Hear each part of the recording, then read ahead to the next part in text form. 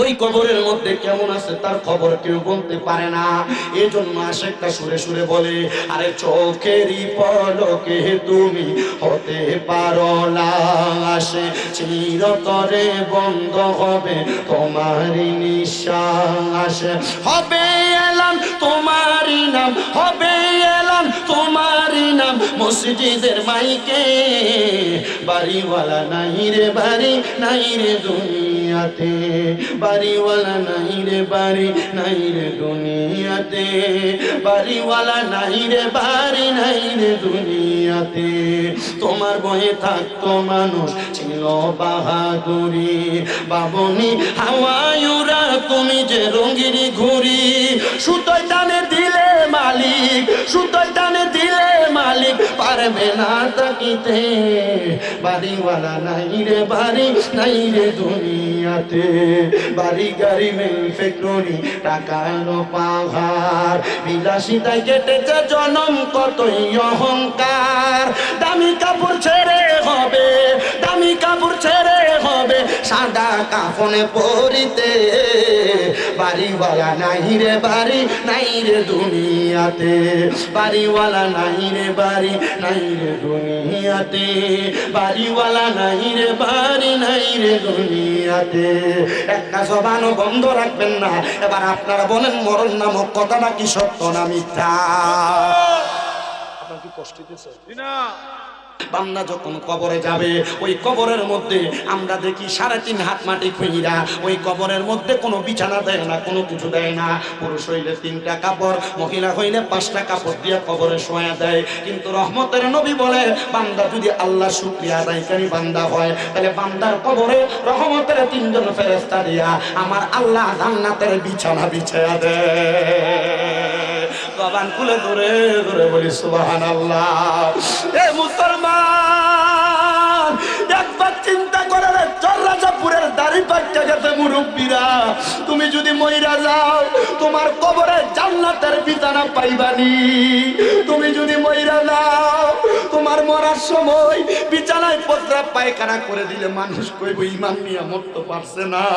জিহ্বায় কামড় দিয়া মরলে মানুষ কইব ঈমান নিয়া মরতে পারছে না। চোখটা উল্টিয়া দিলে মানুষ কইব ঈমান নিয়া মরতে পারছে না। যদি প্রস্রাব পায়খানা করে দাও মানুষ কইব বড় খারাপ ভাবে মারা গেছে। আমি বর্ণনাটা শেষের দিকে করে দিব। এবার আসেন 8 নাম্বার। ওই বান্দারা যখন কবরে রাখা হয়, আমরা তো জানি দুনিয়ার জমিনের মধ্য থেকে বান্দারে কবরে রাখলে 3টা সওয়ালের জবাব করা হবে।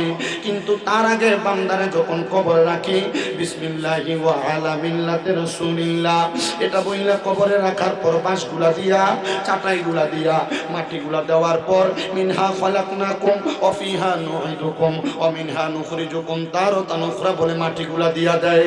যখন কবরে দেয়, আমি জানতে চাই কবরের মধ্যে কোনো আলো দিছেনি, কোনো লাইট দেয় নাই, কোনো মোমবাতি দেয় নাই, কোনো আলোকসজ্জা দেয় নাই। আমার নবী কয়, বান্দা যদি আল্লাহ তাআলার শুকরিয়া আদায়কারী বান্দা হয়, আমার আল্লাহ তাআলা বান্দার চেহারার মধ্যে একটা নূর জ্বালিয়ে দিব, যেটাকে বিওয়াজিকা নূর বলে হাদিসে সাব্যস্ত করা হয়েছে। এই নূরের আলো দিয়ে বান্দার কবর সুন্দর হবে। এ চররাজাপুরের যুবক, দে তোর পাও আমার সামনে দে, তুই নেশা কারস না। এ মুরব্বী বাবা, বয়স হয়ে গেছে, এখনো পর্যন্ত গুনাহ কারস না। আমি আমার দিব্যা দিয়া তোমরা পাও পরিষ্কার কইরা দিমু। ওই কবর ভালো জায়গা না রে, ওই কবর বড় মারাত্মক ভয়ঙ্কর জায়গা। হায় রে, তুমি যদি গুনাহগার হইয়া শুকরিয়া আদায় না কইরা মারা যাও, মারা যাওয়ার পরে কবর হবে ভয়ঙ্কর অন্ধকার। 8 নাম্বার পুরস্কার পাইলা। 9 নাম্বার, বান্দার কবরের মধ্যে যখন 2টা ফেরেশতা আসবে, বান্দার চেহারা নূর দেইকা বান্দারে কোনো সওয়ালের জবাব জানতে চাইবে না। কারণ ওই ফেরেশতারা বলবে, এই বান্দার চেহারার মধ্যে এমন একটা নূরের তাজাল্লি দেখা যায়, এটা কোনো সাধারণ নূর না, এটা হলো বান্দার চেহারার মধ্যে বান্দার ঈমানের নূর দেখা যায়। নূর দয়ার নবী গো, আপনার কাছে জানতে চাই, আমার মরা যাওয়ার পরে আমার চেহারার মধ্যে ঈমানের নূর থাকবো নি? কেমনে থাকবো? তুমি সুদ খাও, কেমনে থাকবো তুমি ঘুষ খাও, কেমনে থাকবো তুমি পরের হক মেরে খাও, কেমনে থাকবো তুমি মিথ্যা কথা কইয়া খাও, কেমনে থাকবো দুনিয়ার জমিনে তোমার ইবাদত নাই, তোমার আমল নাই, তোমার আখলাক নাই, তোমার তাকওয়া ঠিক নাই, তোমার ঈমান ঠিক নাই। না রে মুসলমান, ঈমানি চেহারা নিয়ে যাইতে পারবা না।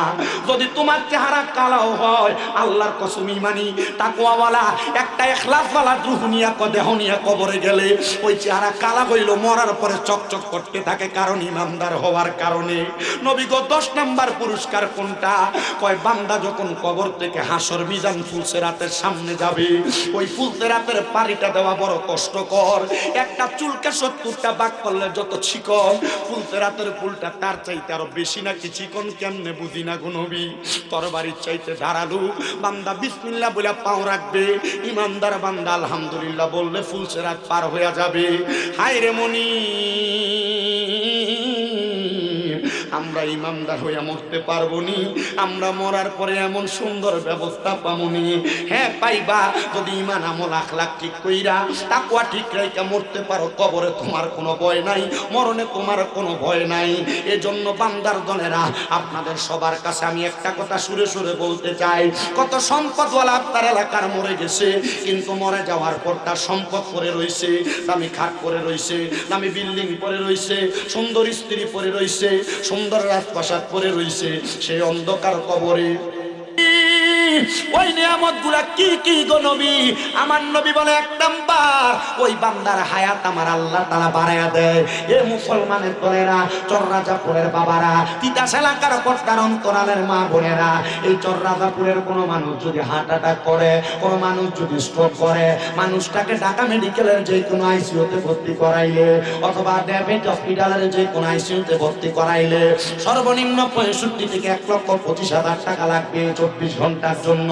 কিন্তু না, আল্লাহ তাআলার কোন বান্দা যখন আল্লাহ তাআলা শুকরিয়া আদায় করবে, আমার আল্লাহ তাআলা বান্দার হায়াতের মধ্যে বরকত দান করবে।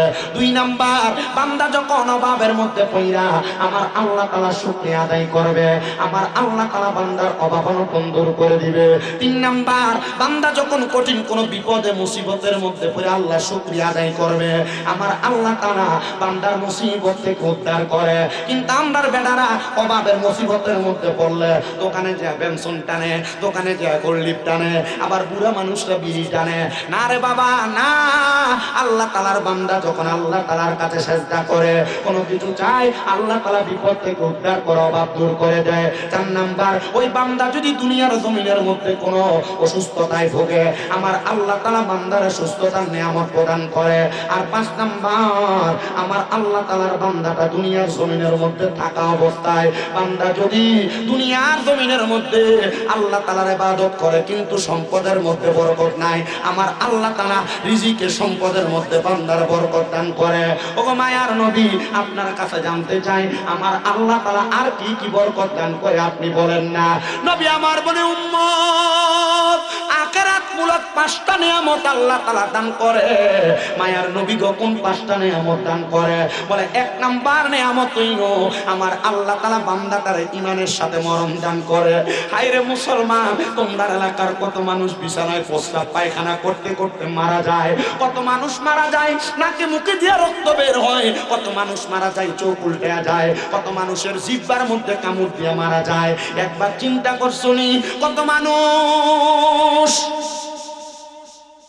দুনিয়ার জমিনের মধ্যে মারা যাওয়ার সময় এমন কঠিন অবস্থা হয়, এটা ঈমানের সাথে মরণ না। ঈমানের সাথে মরণ, বান্দা হাসি দিয়ে থাকবে, চেহারা উজ্জ্বল থাকবে। ঈমানের সাথে মরণ, বান্দা মৃত্যুর খবর টের পাবে না। আমি আপনাদের কাছে ঈমানদার এবং বেঈমানের মৃত্যুর কিছু অবস্থা বর্ণনা করব আমার খুতবার পরবর্তী সময়ে। শুধু আপনাদের কাছে আল্লাহ তাআলার শুকরিয়া আদায় করা, বান্দাদের নিয়ামতের প্রশংসা করতেছি আমি আপনাদেরকে। তোর বাপ মরলে আমি ওয়াজ করলে আপনি সময়ের কথা টেরো পাইতেন না। আমার কাছে ওয়াজের এমন ধারাবাহিকতা আছে না। আমার কথা হচ্ছে আপনারা যতক্ষণ বসবেন ওয়াজ ততক্ষণ। খিচুড়ি 6 ডেক, কয় ডেক? 6 ডেক খাওয়ান না মানুষ আপনারা আছেন? তার কি তোরা আমি খিচুড়িটাকে সুবা দিয়ে ধরে রেখে দেখলাম তুই কতলা খাইতে পারস, অসুবিধা নাই, খাইস ইচ্ছে মতো। তুমি যে মাফি আগে খাওয়াই লইতাম, খাওয়াইলনের পরে আমরা যদি একটা ফাউন দেবো নির্বাচনের কথা মনে নাই, এই যে আপনার রাস্তার এই অবস্থা, ওই যে আপনারা খাইয়া ভোট দিয়েছিলেন, আমি রাস্তাটা 250 ফুট হইতো, 250 ফুট খাইয়া ভোট দিছিলেন। কথা কন না কেন? এই এলাকার একটা মানুষ যদি হঠাৎ অসুস্থ হয়ে যায় অ্যাম্বুলেন্স দিয়ে বাইর করতে পারবেন? এটা দোষ আপনি এমপি মন্ত্রী দিয়েন না, আপনার দোষ। বলে হুজুর কেন? কারণ আপনারা যখন ভোট দিছেন খাইয়া দিছেন। হ্যাঁ, ও সকালবেলা বিরিয়ানি খাওয়াইছে, এরপর ভোট কেন্দ্র হাঁটাইছে। এখন এটি খাইয়া আপনি গেছেন, অনকালার অন বেড়া দিয়ে আপনার এটি হাঁটি দিছে, বিরিয়ানিতে খাওয়াইছে, এটি তখন লাগতো, তোলন লাগতো না বেটা? মাতে না, তোলন লাগবো নি? মেম্বার বয়লে কি হয়েছে আমার অনকালার যে যুগ আইছে, মনে করেন কি হইব মেম্বারও আরো 40 মিনিট লাগে কালেকশন করে। মেম্বার দুইটা লগে বইয়া, 2 মেম্বার থাকলে তো মাহফিল এমন হয়ে থাকা। মেম্বার যদি বইয়া এলাকার 20টা প্রবাসীরে কল দেয়, তুই 2000 দিবি, 20 প্রবাসী 2000 করে দিলে তো 40,000। প্যান্ডেল মাইক স্টেজের টিয়া শেষ, এলাকার ভিতরে 1000 করে প্রতি ফ্যামিলি লইলে মোটামুটি সুন্দর হয়ে যায় মাহফিলের কালেকশন। এতক্ষণ ছিলেন লাগে আপনার এক বক্তা সময় খাইছে, কিন্তু দেখলাম মাশাআল্লাহ মিজানুর রহমান হাদিস সাহেব আপনাদেরকে চেষ্টা করছেন যথেষ্ট পরিমাণ ওয়াজ দিতে, কারবালার বয়ান করছে, ঠিক না? আপনারাও শুনছেন না? শুনছেন কি শুনছেন আপনারা, তাইলেও আমি দেখছি। আল্লাহ যেন প্রত্যেকটি ওয়াজের মাধ্যমে আমাদেরকে হেদায়েতের নূর দান করে। উনি কষ্ট করে আসছে, ওনার প্রত্যেকটা কথা থেকে যদি আপনার ঈমান যদি অন্তরে পয়দা থাকে, তাহলে ইনশাআল্লাহ ওনাকে কষ্ট করে আনাটা আপনাদের সফল হবে, সার্থক হবে, ঠিক কিনা? আল্লাহ যেন কবুল করে, কোন আমিন। তাইলে ইমানদার যারা আল্লাহ তাআলার কোরআন তেলাওয়াত করে, আল্লাহর তাআলার প্রশংসা করে, আল্লাহ তাআলার শুকরিয়া আদায় করে, আপনারা কোন আমার আল্লাহ তাআলা নিয়ামত দেয় কয়টা? আরো জোরে কন্যা কয়টা? ও মুসলমান 10টা নিয়ামত প্রদান করে।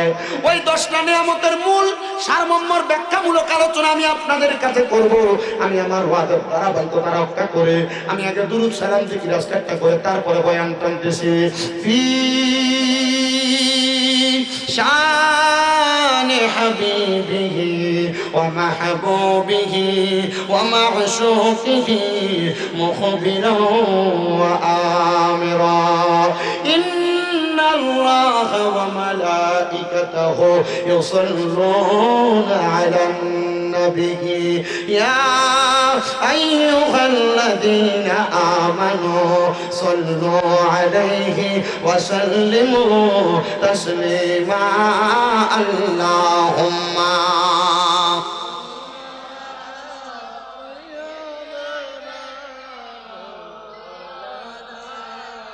মুহাম্মাদ ওয়া আলা এক ধূপ পরিমাণ এক ধূপ মাওলানা বেবে দেখো মনে মনে প্রেমনি করছো নবীর সনে নইলে থেকে বারোজহা সরে মুহাম্মাদিয়া রাসূলুল্লাহ আল্লাহুম্মা সাল্লি মুহাব্বত নিয়ে পড়েন, ঈমান তাজা হবে। দুরূদ শরীফ পড়লে ঈমান তাজা হয়। মুহাম্মাদ ওয়া আলা আলি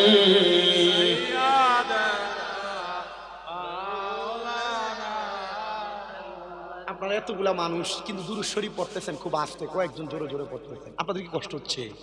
মনে রাখেন রাসূল বলছেন আমার উম্মতের মধ্যে সবচাইতে বখিল মানে কিপটা ওই উম্মত যার সামনে আমি নবীর প্রতি দুরূদ শরীফ পড়া হইলো সে তার জবানকে বোবার মতো করে রাখে।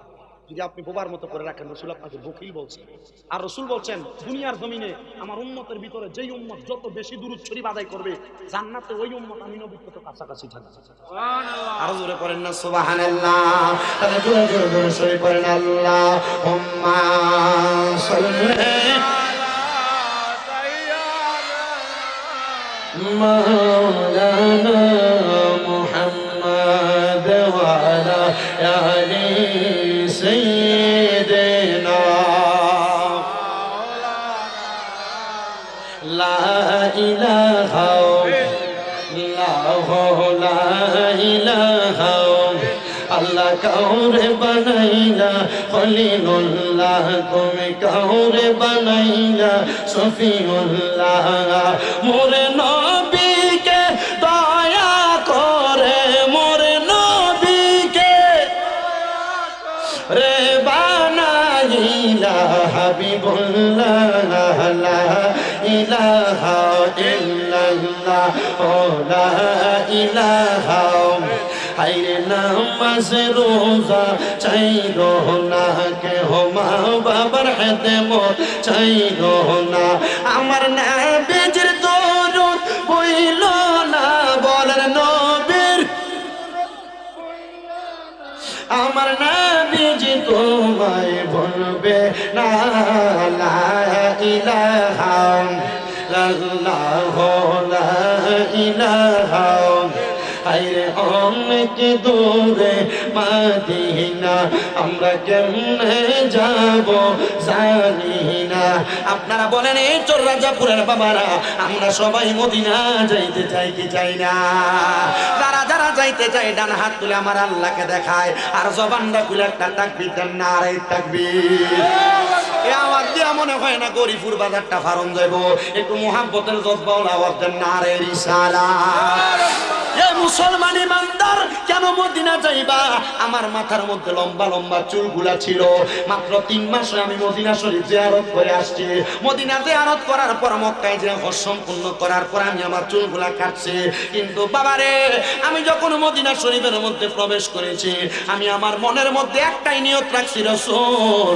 আমি হাদিসে মুবারাকার মধ্যে পড়া দেখলাম আপনি নবীর ঘোষণা মান যারা কবরি ওয়াজাবাত লাহু শাফাআতি ইয়াউমাল কিয়ামা যেই ব্যক্তি আপনি নবীর রওজা মুবারক জিয়ারত করলো তার জন্য আপনি নবী সুপারিশ করা ওয়াজিব হয়ে যায় নবী যদি যাবে ডান এবং বামে এবার আজরাইল ফেরেশতা আসবে বান্দার সামনে আজরাইল ফেরেশতা আইসা বান্দার রূহ কবজ করার জন্য কথা বলতে থাকবে এবার বান্দা তার জবান দিয়ে কথা বলার চেষ্টা করবে বান্দা বলবে আজরাইল আমি এখনো কবরের কোনো সামান রেডি করতে পারি নাই শ্বশুর বাড়িতে যাইতে মিষ্টি নিয়ে যাও ফল নিয়ে যাও কবরে যে যাইবা কবরের কিছু সামানের দরকার আছে কথা কয় না আছে না নাই এ বাবা সন্ধ্যা রাত থেকে এখন পর্যন্ত 11টা 20 মিনিট পর্যন্ত বয়ান হয়েছে অনেক পুরাদুরা বয়ান অনেক উলামায়ে কেরাম বয়ান করেছে তাদের সূক্ষ্ম জ্ঞান দ্বারা আপনাদেরকে বোঝা গেছে আমি মূর্খ মানুষ দুই একটা কথা বলি ভালো লাগলে মানবেন না লাগলে বর্জন করবেন সন্তান হিসেবে ক্ষমা সুন্দর দৃষ্টিতে দেখবেন ওই আজরাইলের সঙ্গে কথা বলার সময় বান্দার দুই চোয়ালের মাঝখানে জিহ্বাটা আটকে যাবে এবার বান্দার জিহ্বায় কামড় পড়ে যাবে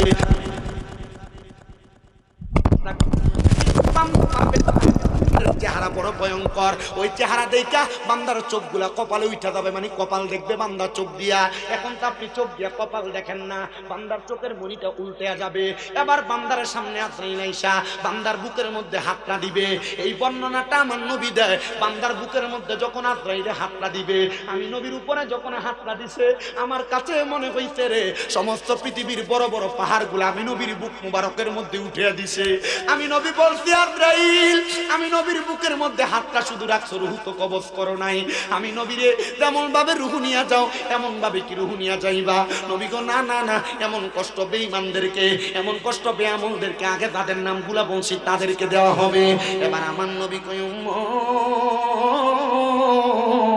আজরাইলে বুকটা বুকে রাখার পরে ওই বান্দার ভয়ে ওই বান্দার ঘাড়ের শাহরকগুলা ঠাস ঠাস করে ছিঁড়ে যাবে হাতের নখগুলা ছিঁড়ে যাবে পায়ের নখগুলা ছিঁড়ে যাবে পুরা শরীর টান হয়ে যাবে রে শক্ত হয়ে যাবে বান্দার দেহ থেকে রূহটা নেওয়া হবে আমার নবী রহমাতুল লিল আলামিন নবীর অনেক আগে একজন নবী যার নাম ইদ্রিস আলাইহিস সালাতু ওয়াস সালাম উনি বলতেছেন একটা মানুষের শরীর থেকে আজরাইল যখন রূহটা নিয়ে যায় একটা জীবিত ছাগলকে একটা জীবিত বকরিকে লটকা দিয়া চান্দাটা টাইনা টাইনা ছিঁড়া ফেললে জীবিত অবস্থায় ওই বকরির যত কষ্ট হয় একটা ইনসানের তার চাইতে বেশি কষ্ট হয় এই রাজর রাজাপুরের বাবা এ যুবক ভাইরা এ পট্টার অন্তরালের আমার আম্মুজিরা আপনি তো এমন কষ্ট পায় মরতে চান না আমার নবী কয় শুধু কষ্ট তো শেষ হয় নাই নবী গো কেন শেষ হয় নাই বলে আজরাইল যখন তার রূহটা নিবে রূহটা নেওয়ার পর আজরাইলের নাকের মধ্যে কাপড় লাগিয়ে দিবে ও নবী কেন গো বলে শুধু কাপড় লাগানি শেষ না বান্দার রূহটারে প্রথম আসমানে নিয়ে যাবে নিয়ে যাওয়ার পরে অসংখ্য ফেরেশতারা মুখ থেকে থু থু নিক্ষেপ করবে বান্দার দিকে আজরাইল জিজ্ঞাসা করবে বান্দা ইন্তেকাল করছে এখন কেন বান্দার সঙ্গে এমন আচরণ বলে বান্দা বান্দা হারাম খাইতে খাইতে পরের হক মাইরা খাইতে খাইতে বান্দা গুনাহ করতে করতে রুহটা দুর্গন্ধযুক্ত রুহ হয়ে গেছে। আমরা তার রুহের দুর্গন্ধ সহ্য করতে পারি না, এই জন্য বান্দার দিকে থুতু নিক্ষেপ করি। গুনাহ করতেছো করতে থাকো, নামাজ ছাড়তেছো ছাড়তে থাকো, বদকাম করতেছো করতে থাকো, মরার পরে রুহটার মধ্যে দুর্গন্ধ আসবে। তুমি মারা যাওয়ার পর কবরে যখন দিবে, তোমার কবরের বাস পচার আগে তোমার লাশ পইচা যাবে। মুসলমান একবার চিন্তা করো। কিন্তু যারা মুমিন বান্দা তাদের ব্যাপারে আল্লাহর ঘোষণা, ওয়ালা তাকুলু লিমান ইউকতালু ফি সাবিলিল্লাহি আমওয়াত বাল আহইয়াউ ওয়ালাকিন লা তাশকুরুন। যারা আল্লাহর রাস্তায় চলে যায় এরা মৃত না, তোমরা এদেরকে মৃত বইলো না। আল্লাহ কয় বাল আহইয়াউন, তারা জিন্দা, ওয়ালাকিন লা তাশকুরুন, এদেরকে যারা মরা বলে এরা নির্বুধ, এরা বোকা বোঝে না। এ মুসলমান, তুমি মারা যাওয়ার পরে কবরের মধ্যে বড় শান্তিতে থাকবা, বড় আরামে থাকবা যদি তুমি ইমানদার হয়ে মরতে পারো। আর বেঈমান হয়ে মরলে তো কষ্ট পেয়ে মরবা। এবার আপনারা বলেন, আমরা কি ইমানদার হয়ে মরতে চাই না বেঈমান? আজকে কইছে আপনাদের কষ্ট হইতাছে আব্বা। আমি সময় আপনাদেরকে প্রথম থেকে মাইক ধরার পর থেকে ঠিক 1 ঘন্টা 20 মিনিট সময় দিব। এই সময়ের মধ্যে আমি আমার বয়ানের রীতি টানবো যেন হকটা আদায় হয়। আমার ওয়াজের সময় ধারাবাহিকতায় টুটু। সারা রাত্র ফালাইলাম, চিল্লাইলাম, ওয়াজ কিন্তু করলাম না, বুঝলেন না, কিন্তু বাড়িতে গেলেন, সকালে জিজ্ঞাসা করলে বলতে পারলেন না কি ওয়াজ করছে। এটা ওয়াজ আমি করি না। আমার ওয়াজের ধারাবাহিকতা বোঝার চেষ্টা করেন। এবার বান্দার রুহুটা নেওয়ার পরে বান্দার ডাইনে নিবে জায়গা নাই, বামে নেওয়ার জায়গা নাই, সামনে নেওয়ার জায়গা নাই, পেছনে নেওয়ার জায়গা নাই। বলে কেন জায়গা নাই? বলে তাকাও কোরআনুল কারীমের সূরা বাইয়িনার শেষের দিকে আল্লাহ তাআলা কয়, ইন্নাল্লাযীনা কাফারু মিন আহলিল কিতাবি ওয়াল মুশরিকিনা ফি নারি জাহান্নামা খালিদিনা ফিহা উলাইকা হুম শাররুল বারিয়া। আল্লাহ কয় যারা কুফরি করে, যারা আহলে কিতাবের অন্তর্ভুক্ত, যারা দুনিয়ার জমিনের মধ্যে মুশরিক শিরিক করে, আল্লাহ তাআলা কাউকে সেজদা দেয়, গুনাহকে গুনাহ চাই না, গুনার কাজ বারবার করে, ওই ব্যক্তিগুলা মারা যাওয়ার পর এদের ঠিকানা হইল ফি নারি জাহান্নামা খালিদিনা ফিহা। জাহান্নামের মধ্যে 1 দিন না 2 দিন না 3 দিন না, এদের ঠিকানা খালিদিনা ফিহা, চিরস্থায়ী বাসিন্দা। ও আল্লাহ, তারা কারা? বলে এরা হইল দুনিয়ার জমিনে উলাইকা হুম শাররুল বারিয়া, এরা হইল দুনিয়ার সবচাইতে বাজে মানুষ। এবার বাজে মানুষ কারা? দুনিয়াতে সুদ খায় যারা, ঘুষ খায় যারা, পরের হক খায় যারা, মিথ্যা কথা কয় যারা, গালিগালাজ করে যারা। এবার আপনারা কোন এমন সুদ করে ঘুষ করে হারাম খাবেন না, এই সররাদা ফুরে আসে না না কারি বলে হুজুর নাই। এমন সুদ করে নিয়ে আমরা এলাকার মসজিদের বিভিন্ন জায়গার ভিতরে সভাপতি বানাই। কথা কয় না ঠিক কিনা? এমন সুদখোর ঘুষ করে নিয়ে বিভিন্ন এলাকায় মসজিদের সেক্রেটারি বানাই। এমন সুদখোর ঘুষ করে নিয়ে বিভিন্ন এলাকার সর্দার মাতাব্বর বানাই। ও বাবা, সুদখোরের হাতে সমাজ তুলা দিলা, ঘুষখোরের হাতে সমাজ তুলা দিলা, মানুষের জমি দখল করে ইন্নার উপরে সমাজ তুলা দিলা। এ সমাজ আর কতটুকু ভালো চলবো? কথা কই না? আছে না নাই? ও মুসলমান, আছে না নাই? আছে আছে আছে।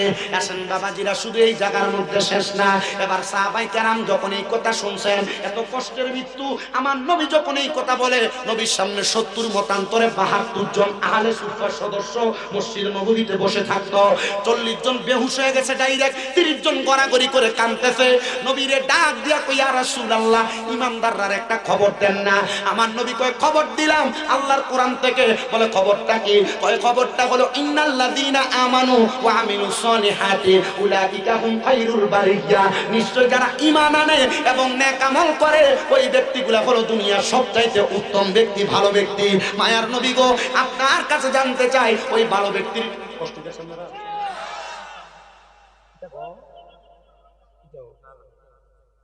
কষ্ট গেছে? ওয়াজ আছেন আপনারা? আইন হইলো আমার বাপের বয়সী হইলো, আমার রক্ত একটু গরম, অর্গুমা বেশি থাই তো। গতকাল আমার মাফিল ছিল, ওই মহেশকালীর আগে বাস করি। আপনি চিন্তা করেন, সে আমার জীবনটা তেনা তেনা আমার কথা না। ও গাড়িতে বইয়ে থাকতে থাকতে মাথার ওখানে বের হয়ে গেছে, বুড়া মানুষের মতো মাঝে মাঝে মাথার ঠেলা দাম লাগে। আপনার দোয়া করবেন না ইনশাআল্লাহ? হ্যান্ডা এটা কি তা চলতেছে? জাগা ওই যে কইছি কুহুরি গান বাজনা করা কি কর না, গান বাজনা করা কথা কয় না দিয়ে দিই জোরে কও ঘরে গেছেন আপনারা? এটা কুকুরি কাম, এটা কুকুরিটা কুকুরি করবেন। আপনি যদি লাল লাল সাদা সাদা না কর, কবর গেলে ফিরে বাসের বাড়ি আমনি নিবেন বেতের বাড়ি। কথা কোন নাকি লেগা?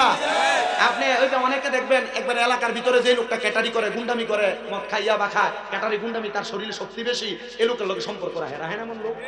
রাসূল সাল্লাল্লাহু আলাইহি ওয়াসাল্লাম বলছে, কেউ যদি কোনো বাজে লোকের সাথে, নেশাখোর কোনো সন্ত্রাসের সাথে তার নিজের ক্ষমতা বাড়াইবার লাগে সম্পর্ক রাখে, নবী কয় সে আমাদের দলভুক্ত না। নবীর দলভুক্ত না হইলে তাহলে মুসলমান হই না।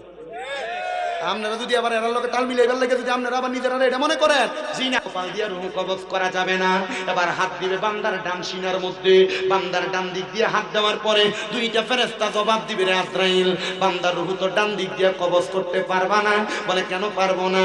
বলে বান্দার ডান দিকে আছে তার মা বাবার খেদমত। এবার হাত দিবে বান্দার বাম দিকে, বাম দিক দিয়ে খেদমত, বান্দার বাম দিক দিয়ে হাত দেওয়ার পর আজরাইলকে দুইটা ফেরেশতা বলবে, বান্দার বাম দিক দিয়ে আছে তার দান এবং সদকা। এই জন্য বান্দার রুহু এমন ভাবে কবজ করা যাবে না। বলে কবজ যেহেতু করা যাবে না, কেমনে বান্দার রুহু কবজ করব?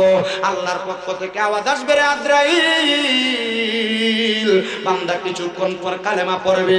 কারণ মুমিন বান্দা কালেমা পড়া ছাড়া মরবে না। মুমিন বান্দা যখন কালেমা পড়বে, মুমিন বান্দার মুখ দিয়ে একটা বাতাস বের হবে, ওই বাতাসটার সাথে সাথে বান্দার রুহুটা তুমি কবজ করবা। বলে কবজ করব। হ্যাঁ, ইমানদার বান্দা, মুমিন বান্দা মরার কষ্ট টের পাবে না। বলে হুজুর কেন টের পাবে না?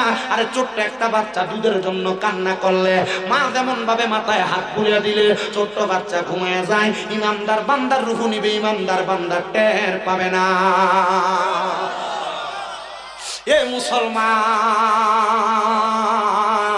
এ নবীর উম্মতের দলেরা, আশিকে রাসূল ভাই বাবারা, এবার ইমানদারের রূহ কবজ করার পর ইমানদারের রূহ বলবে, রে আজরাইল, তুমি আমার এত আস্তে আস্তে কেন নিয়ে যাও? আরো তাড়াতাড়ি নিয়ে যাও না। তুমি যদি জানতা আমার আল্লাহ তাআলা আমার জন্য কত বড় নিয়ামত রেডি করে রাখছে, তাইলে তুমি আমার এত আস্তে আস্তে নিয়ে যাইতা না, আরো তাড়াতাড়ি নিয়ে যাইতা। এ মুসলমান ইমানদারের দলেরা, এই নবীর উম্মতের দলেরা, জর্রাদাপুরের বাবারা, এবার যখন ইমানদার বান্দার রূহটা কবজ করার পরে আজরাইলে নিয়ে যাবে, বেঈমানের রূহ নেওয়ার সময় নাকে কাপড় দিছে, ইমানদারের রূহ নেওয়ার সময় নাকে কোনো কাপড় নাই। রহমতের ফেরেশতা প্রথম আসমানে দাঁড়ায়া আহলান ওয়া সাহালান, মারহাবান মারহাবান, দুয়ুফুল্লাহ দুয়ুফুর রহমান, আল্লাহর মেহমান বলে বলে ইমানদাররে স্বাগতম জানায়। হায়রে মনিব মাওলা, আমার এমনি স্বাগতম জানাই বনি। বলে শুধু স্বাগতম না, কবরের মধ্যে যাওয়ার পরে বান্দার নুরানি চেহারার কারণে ওই যে বলছিলাম সওয়ালের জবাবও দেওয়া লাগবে না।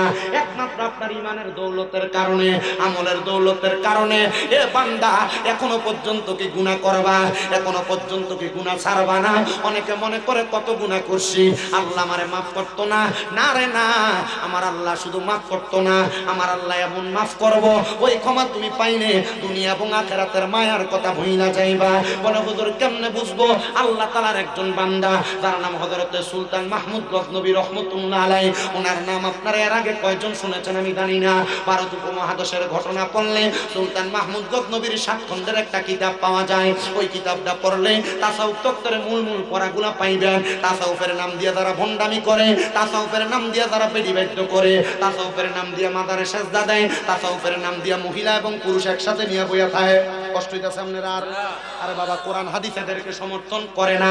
তাসাউফের অর্থ শুধু বেড়া বেড়ি এক লগে বন না, তাসাউফের অর্থ শুধু বেরিয়ে দিয়া গান করা না, তাসাউফের অর্থ বাউল গান করার না। তাসাউফের মানে হইল মাওলার প্রেমে ডুব দিয়া মাওলার দিদারে যাওয়া। এই তাসাউফ এখন বর্তমানে নাই। এই বর্তমান জামানায় কয়েক জায়গায় হয়তো পাওয়া যায়, কিন্তু সব জায়গায় পাওয়া যায় না। বর্তমানে তাসাউফের নামে বিভিন্ন জায়গায় ভণ্ডামি চলে। ও বাবা, ভণ্ডামির পক্ষে আমরা না, আমরাও সুন্নি, আমরা মাজারের পক্ষে, কিন্তু ভণ্ডামির পক্ষে না। কথা ক্লিয়ার? কথা ক্লিয়ার? এ মুসলমান ইমানদাররা এবার মনোযোগ লাগে শোনেন। এবার হযরতে সুলতান মাহমুদ গজনবী উনি বলতেছে, আমার একটা খাসিয়ত, আমি তাহাজ্জুদের নামাজ পড়তাম। এ বাবা, দুনিয়ার জমিনে যত বড় বড় আল্লাহর ওলি দেখেন, একজন ওলিও নাই যে তার জীবনে তারা তাহাজ্জুদ পড়ে নাই। একটা কিতাব আল্লামা ফরিদউদ্দিন আফতার রহমাতুল্লাহ আলাইহি লিখিত কিতাব, নাম হলো আত-তাসকিরাতুল আউলিয়া। ওই কিতাবের মধ্যে 167 জন 177 জন ওলামা ওলির জীবনী আছে। ওই জীবনীর মধ্যে পড়ে দেখলাম প্রত্যেকটা আল্লাহর ওলি আল্লাহ তাআলার কাছে তাহাজ্জুদ নামাজ পড়ছে। বলে হুজুর তাহাজ্জুদের আবার পরে কোন সময়? এ বাবা ফজর যোহর আসর মাগরিব এশা নামাজ কি শুধু 5 ওয়াক্ত? না না না, তাহাজ্জুদের নামাজ ফজরের আগে দিয়া পড়ে। আরেকটা নামাজ আসে, এই নামাজটার নাম হলো তাশতারের নামাজ। ওই নামাজটা পড়ে কখন? এই একটা নামাজটার নাম ইশরাকের নামাজ। এই নামাজ পড়ে ফজরের নামাজ পড়িরা আল্লাহর জিকিরে মশগুল থাইকা সূর্য ওঠার আগ পর্যন্ত বইসা থাকলে, এরপরে সূর্য উঠলে 2 রাকাত নামাজ, এটারে কয় ইশরাকের নামাজ। সূর্য ওঠার পর থেকে সূর্য ডুবার আগ পর্যন্ত একটা নামাজ আছে, এটার নাম দুহারের নামাজ অথবা তাশতারের নামাজ। ও বন্ধু, শুধু এই নামাজ না, আরো নামাজ আছে সালাতুল ইস্তিসকা, আরো নামাজ আছে সালাতুল হাজর, আরো নামাজ আছে সালাতুল আওয়াবিন, আরো নামাজ আছে সালাতুল খায়ের, আরো নামাজ আছে সালাতুত তাসবিহ। এমন অনেক নফল ইবাদত আছে যেই নফল ইবাদতের কারণে আল্লাহ আপনার পূর্বের সব গুনাহ মাফ করে দিবে। কিন্তু বলে হুজুর 5 ওয়াক্তের খবরই নাই, হুজুর নফল ইবাদতগুলা কেমনে করব? না রে বাবা না, আপনি আল্লাহ তাআলার প্রিয় হওয়ার জন্য এই ইবাদতগুলা করার দরকার। হাইরে মুসলমান ইমানদারের দল, নবীর উম্মতের দলেরা, আশিক রাসূল ভাই বাবারা, একটু অন্তরের কানটা লাগায় বয়ানটা শ্রবণ করার চেষ্টা করেন। এবার আল্লাহর বান্দাটা ডাক দিয়ে, আমি তাহাজ্জুদ নামাজ পড়তে বাইর হইলাম। আমি বাইর হইয়া দেখলাম আমার থেকে অল্প কিছুক্ষণ দূরে 4 জন লোক হাইটা যায়। আমি মনে মনে চিন্তা করলাম, আইরে 4 জন লোক যে হাইটা যায় এরাও মনে আমার মতো তাহাজ্জুদ পড়ে, কিন্তু ওই 4 জন লোক হইল চোর। এই 4 জন ওই জায়গা থেকে চিন্তা করে, দেখছস নি আমরা 4 জন আইছি চুরি করবার লাগা, কিন্তু এই বেটা একা একা চুরি করতে পারিছে, তার সাহস কত! হাইরে বাবা, সুলতান মাহমুদ গজনবী বলে, আমি আবার তার সামনে গেলাম। তারা 4 জনের সামনে যায় জিগাইলাম, তোমরা কেন বাইর হইলা? ওই 4 জন কয়, তুমি যেই কামে আমরাও সেই কামে। আসলে কেউ নিজেই কামে, তারা 4 জন সেই কামে। এবার সুলতান মাহমুদ গজনবী কয়, তো তোমরা যেই কামে, আমি যেই কামে, তোমরা সেই কামে, চলো একসাথে করি। বলে কি করবা? বলে চুরি। বলে চুরি যেহেতু করবা, এ 4 জন তোমরা দেখলো গাইলা, 4 জনের ক্ষমতা কি আমার কাছে বলো। 4 জনের একজন ডাক দিয়া কয়, আমার ক্ষমতা হইল আমি যখন কোনো বাড়িতে যাই চুরি করবার লাগা, ওই বাড়ির কুকুরটা যদি ডাক দেয়, আমি কুকুরের বাসা বুঝি। কি এর বাসা বুঝে? আমি কুকুরের বাসা বুঝি। দ্বিতীয় ব্যক্তিরে জিগায়, তুমি যে চুরি করতে দাও তোমার ক্ষমতা কি? বলে আমার ক্ষমতা হইল আমি বাড়ির মধ্যে ফু দিলে, ফু দেওয়ার সাথে সাথে পুরা বাড়ির মানুষ ঘুমিয়ে জাগা। 3 নাম্বার ব্যক্তিরে জিগায়, তোমার ক্ষমতা কি? কয় আমি নাকের গ্রানে বলতে পারি কোন জায়গায় কি আছে। 4 নাম্বার ব্যক্তিরে জিগায়, তোমার ক্ষমতা কি? কয় আমার ক্ষমতা হইল আমি রাইতকে যারে দেখতে পাই, দিনে তারে চিনতে পাই।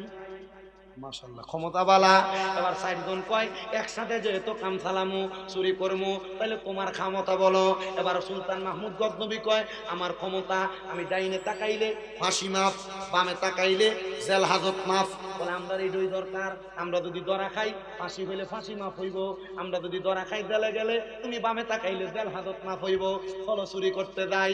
এবার বাড়িতে ঢুকছে, যেই বাড়িতে ঢুকে এইবারে সুলতান মাহমুদ গজনবীর ওই বাড়ি। একটু মনোযোগ দিয়া শুনবেন, আল্লাহর কাছে মাফ চাইলে যে আল্লাহ তাআলা মাফ করে।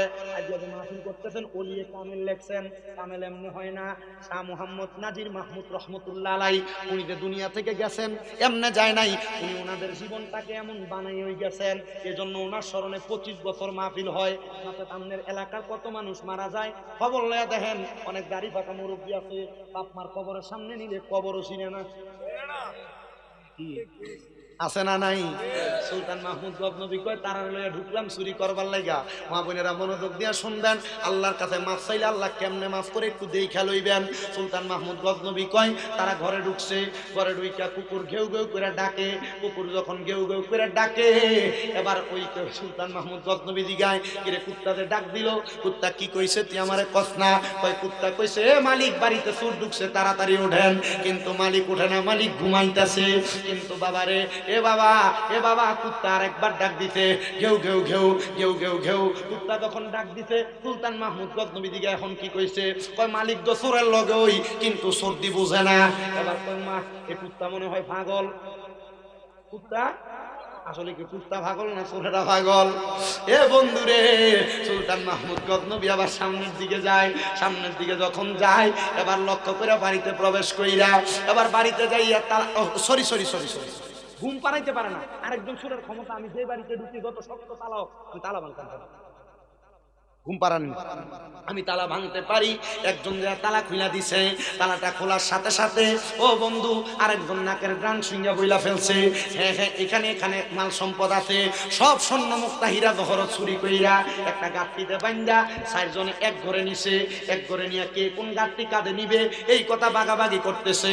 এমন টাইমে দিতে ফজরের আজান। সুলতান মাহমুদ গজনবী কয়, এদিন আর আমার তাহাজ্জুদ করা হয় নাই, আমি ফজরের আজান শুই না, কারণ তাহাজ্জুদ ছাড়লে গুনাহ হবে না, ফজর ছাড়া দিলে গুনাহ হবে। আমি সুন্দর করে চার সূরার এক ঘরে রাইখা দরজা মাইরা আমি ফজরের নামাজ পড়লাম, আর ওই সূরারা চিলাচিলি করতেছে। আইরে আজকে তো ধরা খাইয়া গেলাম। এবার ওই রাজা ঘরের মধ্যে সুলতান মাহমুদ গজনবী সকাল হওয়ার সাথে সাথে বিচার কার্য সাজাইছে। পুরা গজনব এলাকার মানুষ হাজির হয়ে গেছে ভারতের। কে গো? বলে বাদশার বাড়িতে চুরি করতে আসতে সাহস কত? ও বন্ধু, চার চোরের যখন কাঠগড়ায় দাঁড় করাইছে, 3 চোর কান্দে, 1 চোর হাসে। কয় চোর? 3 চোর কান্দে, 1 চোর হাসে। সুলতান মাহমুদ গজনবী ডাক দিয়ে কয়, কি রে, তারা 3 জন হাসে, তিরা 3 জন কান্দে, তুই কেন হাসস? রাজা, ও সুলতান মাহমুদ গজনবী, আমি না কালকে কইছিলাম আমি রাইতে তারে দেহি, দিনে তারে চিনি, আপনি কেমনে বেমানিটা করলেন? আমরা লোকে চুরি করতে ডুইকা আমরা রে আপনি ঘরে আটকে দিয়ে বইয়া রইলেন। ওই লোকটা বড় চালাক। ওই 3 জন ডাক দিয়া কয়, সুলতান মাহমুদ গজনবী, তুমি যদিও চুরি করো নাই, চোরের সহযোগী ছিলা, তোমার মুখের কথা বলে হ্যাঁ। বলে তাইলে আমরা চুরি করে সুলতান মাহমুদ গজনবীর মতো বড় বাদশার কাছে ধরা খাইছি। তুমি ডাইনে তাকায় দেখো, কি জানি এটা দেখা যায়। সুলতান মাহমুদকে আমি ডাইনে তাকায় দেখলাম, কিছুই দেখা যায় না। আমি বামে তাকাইলাম, কিছুই দেখা যায় না। এবার যেই লোকটা হাসে উনি ডাক দিয়া কয়, সুলতান মাহমুদ গজনবী, তুমি না কইছো তুমি ডাইনে তাকাইলে বেল হাজত মাফ, তুমি বামে তাকাইলে মৃত্যুদণ্ড মাফ।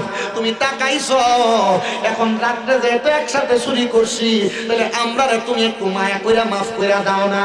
সুলতান মাহমুদ গজনবী কয়, তোরা হিকমতের কাছে আমি পারি নাই, যারা মাফ কইরা দিলাম ওই 4টা চোর একসাথে কাজ করার মধ্যে আল্লাহর কুদরতি কদমে সেজদা দিয়া ডাক দিয়া কই, মনি কত বাড়িতে চুরি করলাম, মানুষ আমরারে মারছে, আঘাত করছে, কিন্তু তোমার বান্দা সুলতান মাহমুদ গজনবী তাহাজ্জুদের নামাজ পড়তে উঠছে। তোমার বান্দা হইয়া তার ভিতরে যদি এত দয়া থাকতে পারে গো, তাইলে তুমি মাওলার কাছে কত দয়া। এত জীবন চুরি করছে, তুমি যদি আমারে মাফ না করো, কেউ আমারে মাফ করবে না। তোমার বান্দা সাময়িক সময় আমাদের সাথে রাত্রে থাকার কারণে দয়া করে মাফ করে দিছে। আল্লাহ সারা জীবন যদি তোমার পথ মতে থাকতাম, 5 ওয়াক্ত নামাজে তোমার সেজদা দিতাম, আমি চুরি করা লাগতো না, এর চাইতে বেশি সম্পদ তুমি আমারে দান করতা। আমার আল্লাহর পক্ষ থেকে গায়েবী ভাবে আওয়াজ আসে, রে সুলতান মাহমুদ, আমার আল্লাহ তাআলা তাদেরকে কবুল করে নিয়েছে। যারে সুলতান মাহমুদ, তুমি তোমার রাজপ্রাসাদের প্রহরীর দায়িত্ব তারা দিয়া দাও। প্রহরীর দায়িত্ব পাইছে, কিন্তু কয়েকদিন পরে ওই 4 জন প্রহরী এমন ভাবে আল্লাহর ইবাদত করে, সুলতান মাহমুদ গজনবী কয়, আমি ঘুমানোর পরে রাত্রে আমার ঘুম হয় না, ফজরের সময় যখন আমার চোখটা লাগছে, আমি স্বপ্ন দেখছি। আমার আল্লাহর পক্ষ থেকে কয়, সুলতান মাহমুদ রে, কেমনে রে তুমি 4 জন আল্লাহর ওলি রে তোমার বাড়িতে দারোয়ানির চাকরি করাও? বলে কোন 4 জন? বলে সেই 4 জন রে চোর বলে সাব্যস্ত করছো, এরা এমন ইবাদত করছে, এরা এখন আল্লাহর ওলি হইয়া গেছে।